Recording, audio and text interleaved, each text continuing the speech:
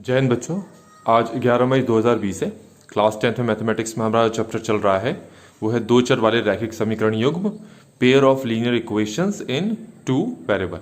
तो आज का हमारा जो टॉपिक है वो है प्रतिस्थापन विधि, जिसको हम सब्स्टिट्यूशन मेथड भी कहते हैं। तो इस विधि को समझने से पहले जो अभी तक हम पढ़ चुके हैं उसको एक बार क्विक रिवीजन कर लेते हैं। दो चर वाले रैखिक समीकरण युग्म किसको कहते हैं?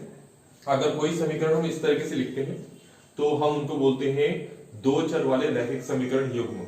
युग्म का मतलब यहां पर होता है जोड़ा, तो आपको दो समीकरण लिखने पड़ेंगे जो यहां पर दो समीकरण लिखे हुए हैं। दूसरी चीज यहां पर लिखा है दो चर वाले, तो चर वो टर्म होती है, चर वो नंबर होता है जिसका कोई भी मान हो सकता है, जिसकी कोई भी वैल्यू हो सकती है। तो यहां पर जो पहला समीकरण है, पहली इक्वेशन है, उसमें x और y हमने चर यूज किया है। दूसरे समीकरण में भी हमने जो चर यूज किया है वो x और y है। तो एक चीज ध्यान में रखिए, यहां जब हम पेयर ले रहे हैं, यहां इक्वेशंस के पेयर ले रहे हैं, तो दोनों पेयर में जो चर राशि मतलब जो वेरिएबल यूज होगा वो एक जैसा होगा। अगर पहली इक्वेशन में आपने एक्स वाई वेरिएबल लिया है तो दूसरी इक्वेशन में भी वेरिएबल आपका एक्स वाई होगा। इसी को कहते हैं हम दो चर वाले रैखिक समीकरण युग्म।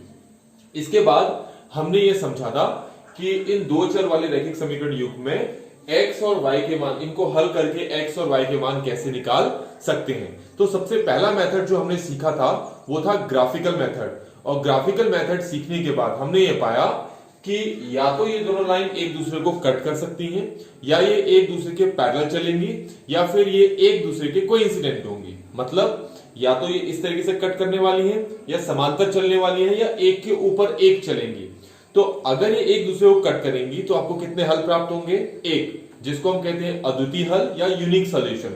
और अगर ये एक दूसरे के समांतर चलेंगी तो ये कभी भी एक दूसरे को कट नहीं करेंगी, तो आपको कभी भी एक्स और वाई के हल इक्वेशन से नहीं मिलेगा। और तीसरी चीज हमने की थी इनफाइनाइटली मैनी सॉल्यूशंस के लिए, अपरिमित रूप से अनेक हल के लिए, उस कंडीशन में लाइन एक दूसरे के ऊपर चलती है, तो ऐसे एक लाइन दूसरी लाइन को अनेक बिंदुओं पर कट करती है। तो ऐसे इक्वेशन से जो हमें सॉल्यूशन मिलते हैं वो इनफाइनाइट मिलते हैं, अनगिनत मिलते हैं।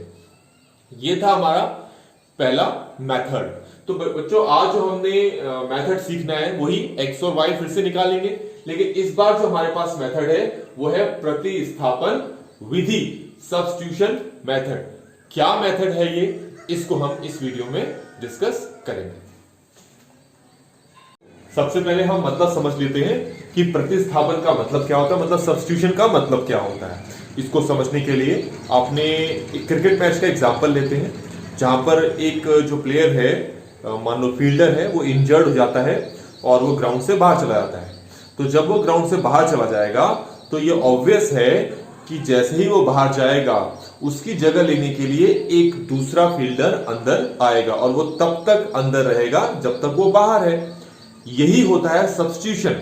यहां पर भी सब्स्टिट्यूशन का मतलब वही है कि आपके पास जो दो इक्वेशंस दे रखी हैं, उन दो इक्वेशंस में एक x को दूसरे x से सब्स्टिट्यूट करना पड़ेगा, या फिर एक y से दूसरे y को क्या करना पड़ेगा? सब्स्टिट्यूट करना पड़ेगा। मतलब ये वाला जो x है, ये वाला जो x है, ये इस x की जगह ले सकता है, ये वाला y इस y की जगह ले सकता है, या फिर ऐसे भी कह सकते हो ये x इस x की जगह ले सकता है, या फिर ये y इस y की जगह ले सकता है। इसको बहुत अच्छी तरीके से समझने के लिए हम क्या करते हैं, हमने जो ये दो एग्जांपल, दो इक्वेशंस ले रखी ना, इन्हीं को हम सॉल्व करके देखते हैं और समझने की कोशिश करते हैं कि प्रतिस्थापन विधि है क्या और कैसे हम अप्लाई करेंगे किसी गिवन क्वेश्चन में।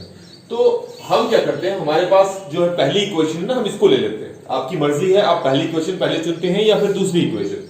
अगर मैं पहली इक्वेशन लेता हूं जो कि है x plus y equal to 14, तो यहां से क्या कर लेता हूं, मैं x का मान निकाल लेता हूं, x की वैल्यू निकाल लेता हूं। तो वो कैसे निकालूंगा, y को मैं वहां शिफ्ट कर देता हूं।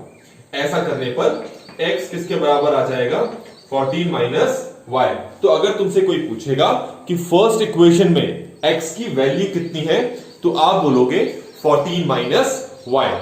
अब क्या करना पड़ेगा, इस x को एक प्लेयर मानो, ये x दूसरा प्लेयर है। अब ये x यहां से अगर चला जाता है तो ये x जो है इसकी जगह लेगा।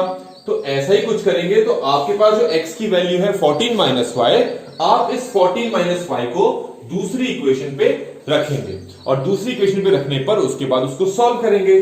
तो कैसे सॉल्व करेंगे? तो जहां मैंने सर्कल किया है उस x की जगह आपको इस x को रखना है। ये x कितना है? 14 माइनस वाई। तो हम रखते हैं, तो हमारे पास क्या आता है?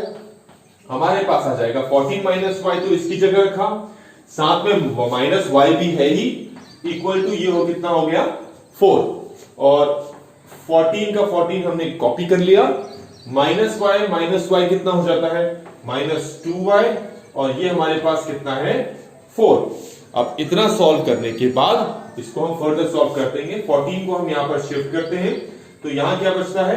-2y इक्वल टू ये क्या है? 4, और ये 14 जब यहां आ गया तो कितना हो गया? -14। अब इसको फर्दर सॉल्व करते हैं तो ये हो जाता है -2y, 4 माइनस 14 कितना होता है? -10। ये माइनस माइनस कैंसिल हो गए, तो y कितना आएगा हमारा? 10/2। 10 को 2 से डिवाइड करोगे तो आपके पास कितना आएगा? 5। तो हमने देखा कि ये जो दो इक्वेशंस हैं, इन इक्वेशंस को जब हम सब्स्टिट्यूशन मेथड से सॉल्व कर रहे हैं तो हमारे पास जो y की वैल्यू है वो कितनी आ गई? 5 आ गई। तो अब हमें किसकी वैल्यू चाहिए? x की वैल्यू चाहिए। तो x की वैल्यू अगर चाहिए तो उसके लिए ये जो y है इसकी वैल्यू को सब्स्टिट्यूट करना पड़ेगा यहां पर किसी भी इक्वेशन में। अगर इसमें करते हैं तो भी आपके पास x की वैल्यू आ जाएगी, उसमें करते हैं, किसी में भी सब्स्टिट्यूट कर लीजिए, क्योंकि मेथड ही सब्स्टिट्यूशन है।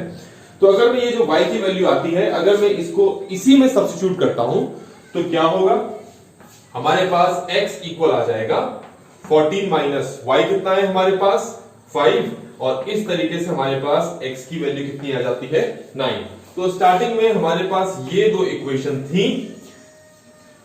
फर्स्ट इक्वेशन को से हमने x की वैल्यू निकाल ली, इक्वेशन यहां पर आना चाहिए इक्वेशन 1 हमने लिया, इसको थर्ड हमने मान लिया, और उसके बाद क्या किया? इस थर्ड को हमने सेकंड इक्वेशन में पुट किया।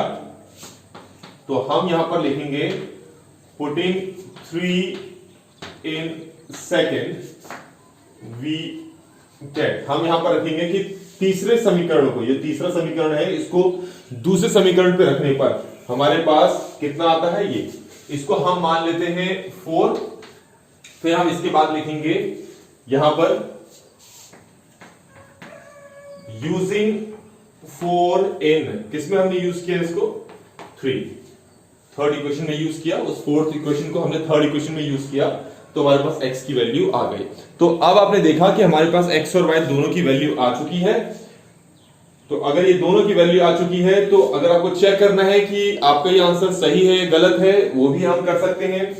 आप देखो हमारे पास x की वैल्यू कितनी है?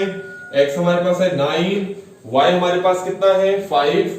तो 9 प्लस 5 कितना होगा? 14। 14 किसके इक्वल आ गया? 14 के। तो इसका मतलब यहां पर तो सही बैठ रहा है। इसमें चेक करते हैं, 9 माइनस ये होता है 4 इक्वल टू 4, तो 4 इक्वल टू 4, तो इसका मतलब ये सेकंड इक्वेशन भी हमारे पास सेटिस्फाई हो जा रही है। तो इस तरीके से हमारे पास ये सॉल्व हो चुका है।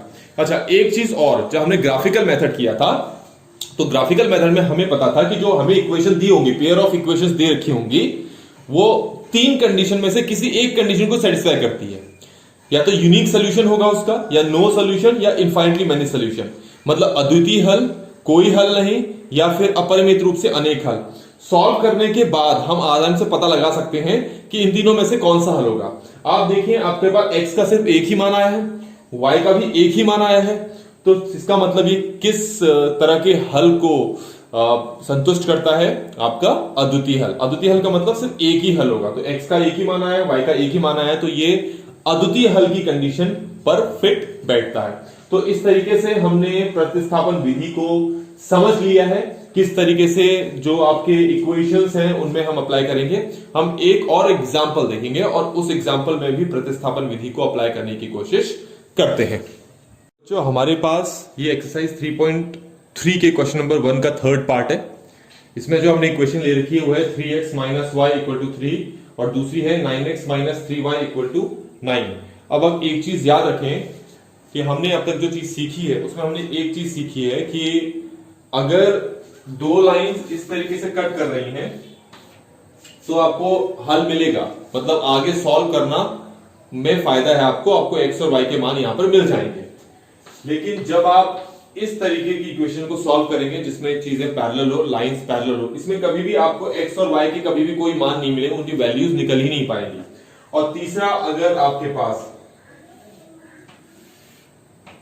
इस तरीके के हैं तो आप ये समझ लें इस तरीके का अगर ग्राफ दिए हुए इक्वेशन से अगर ग्राफ बनता है, ऐसी कंडीशन आती है, तो ऐसी कंडीशन में x के अनगिनत वैल्यूज हो सकती हैं और ऐसे ही y की भी अनगिनत मतलब इनफाइनाइट वैल्यूज हो सकती हैं। तो आप कोई भी वैल्यू उठाकर रख सकते हैं।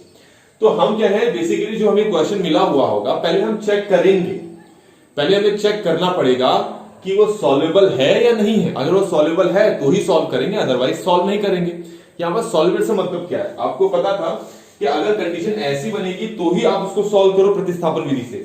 अगर ऐसी और ऐसी अगर इक्वेशंस आपके पास है, इस तरह की इक्वेशंस है, तो फिर उनको सॉल्व करके फायदा नहीं है। लेकिन क्या हम इसके लिए ग्राफ बनाएंगे? नहीं, ग्राफ नहीं बनाएंगे। आपको पहले से सीखा हुआ है कि अगर a1 over a2 is not equal to b1 over b2 तो ही आप उसको आगे सॉल्व करो, क्योंकि इससे हमें क्या हल प्राप्त होता है? एक हल प्राप्त होता है, क्योंकि इसको अद्वितीय हल या फिर यूनिक सॉल्यूशन कहते हैं। अगर आपके पास a1 over a2 is equal to b1 over b2 is not equal to c1 over c2 है, तो इसको सॉल्व करने की आपको जरूरत है ही नहीं, क्योंकि यहां से x और y का मान तो आपको मिलेगा ही नहीं।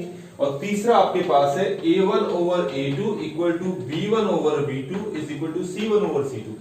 तीसरा हमारे पास ये है, इसको भी हल करने की जरूरत नहीं है। इसमें हल भी करने की जरूरत क्यों नहीं है, जबकि ये तो क्या है, इनफाइनाइटली मैनी सॉल्यूशन है, इसलिए करने की जरूरत नहीं है। आप अपनी तरफ से x की कोई भी वैल्यू ले लो, कोई भी y की वैल्यू ले लो, वही उसका सोल्यूशन है। आपको यकीन नहीं होगा, एक चीज देखते हैं। जैसे हमने यहां पर एक क्वेश्चन लिया है, पहले हम चेक कर लेते हैं कि इनमें से कौन सी कंडीशन सेटिस्फाई कर रही है। अगर ये करेगी तो प्रतिस्थापन विधि में हम आगे बढ़ते जाएंगे, अगर ये करेगी तो हम आगे सॉल्व करेंगे ही नहीं, क्योंकि हमें पता है हल मिलेगा ही नहीं आपको। और अगर ये है, हल तो मिलेगा, लेकिन क्या हमें सॉल्व करना चाहिए? जरा चेक करते हैं। यहां से हमें a1 over a2 कितना मिलता है? आप देखेंगे 3/9 मिल रहा है, 3 1 3, 3 3 9, तो 1/3 आ गया। b1 over b2 कितना मिलता है? b1 over b2 क्या है? पहली इक्वेशन से y का कोएफिशिएंट और दूसरी इक्वेशन से y का कोएफिशिएंट। तो पहली इक्वेशन से y का कोएफिशिएंट कितना है? -1, और दूसरी इक्वेशन से कितना है? -3। माइनस माइनस कैंसिल, कितना आ गया? 1/3 आ गया। तीसरा क्या है आपका? c1 over c2, तो ये कितना है आपका? 3/9, 3 1 3, 3 3 9, तो ये आपका आ गया 1/3।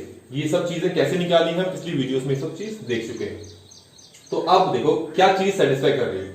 पहला a1 over a2, b1 over b2, c1 से तीनों बराबर है, मतलब ये वाली कंडीशन हमारी बन रही है। मतलब ये दो कंडीशन के बारे में बात नहीं कर रहे, हम इसके बारे में कर रहे हैं।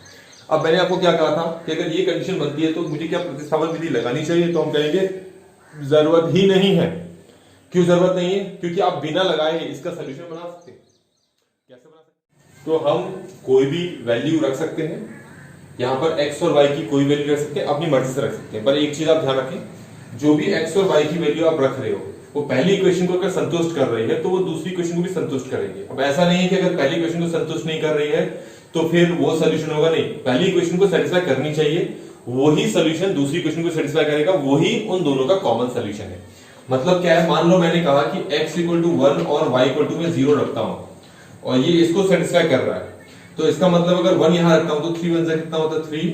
यहां 0 रखता हूं तो कितना होता है? 0। 3 - 0 कितना हो गया? 3। इसी को मैं अगर यहां रखता हूं तो 9 × 1 - 3 × 0 = 9। 9 1 9 और 3 0 कितना होगा? 0 = 9। तो 9 किसके बराबर आ गया? 9 के। तो देखो जो मैंने अपनी तरफ से पहला सोल्यूशन लिया था, जो पहली इक्वेशन को सेटिस्फाई कर रहा था, देखा वही दूसरी इक्वेशन को सेटिस्फाई कर रहा है। इसका मतलब है इस तरीके से तो बहुत सारे सोल्यूशन बना सकते हो। एक और बना के दिखा लेते हैं, और भी इस तरह से आप बना सकते हो।